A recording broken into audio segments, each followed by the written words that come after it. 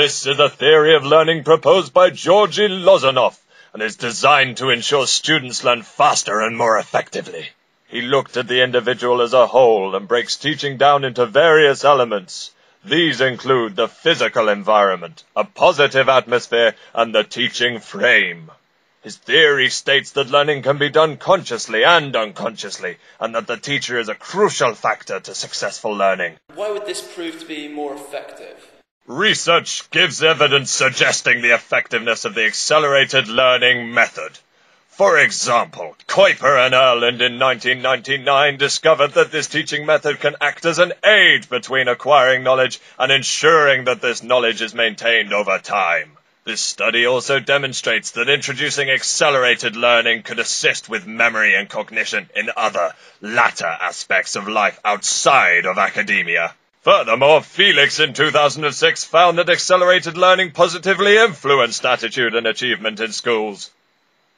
Children were found to be much more attentive and responsive to a communicative form of teaching. This study also demonstrates that the effects of accelerated learning can be clearly shown in test results, with 87% of experimental group passing compared with 65%. This empirical evidence clearly shows the accelerated learning method to be effective. And finally, just how would you apply this strategy? Accelerated learning can be applied to higher education classes using the quantum learning time frame of DePorter in 2001. This model provides a framework of how to structure a class using the principles of accelerated learning. The quantum learn frame states that there are 6 important features that teachers need to include in each lesson plan. These are enroll, experience, label, demonstrate, review, and celebrate.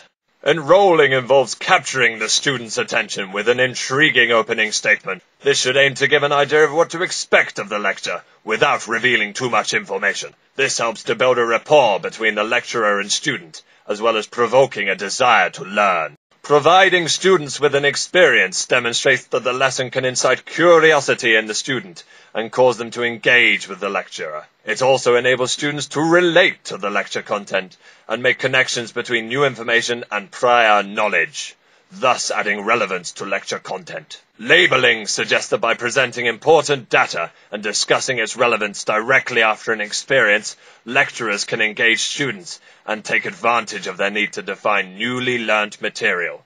Students often have more questions after the experience or activity. This is the perfect way to debrief what was learnt.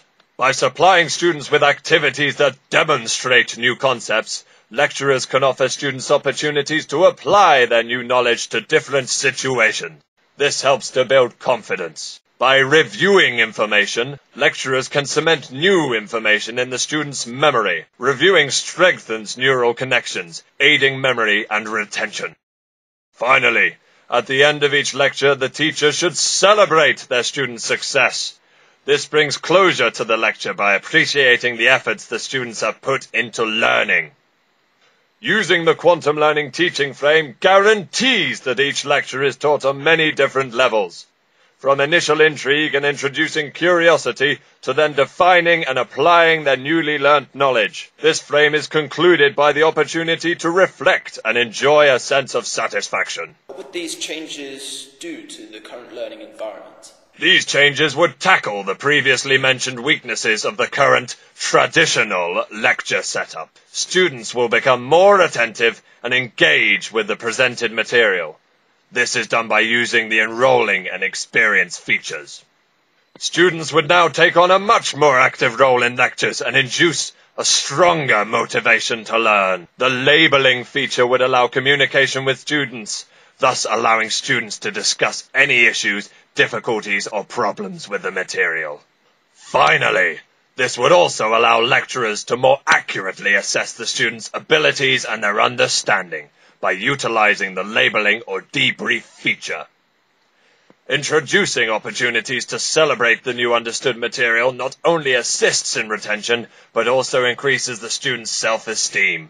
This, in turn, contributes to further motivation, thus demonstrating the positive circular nature of the frame.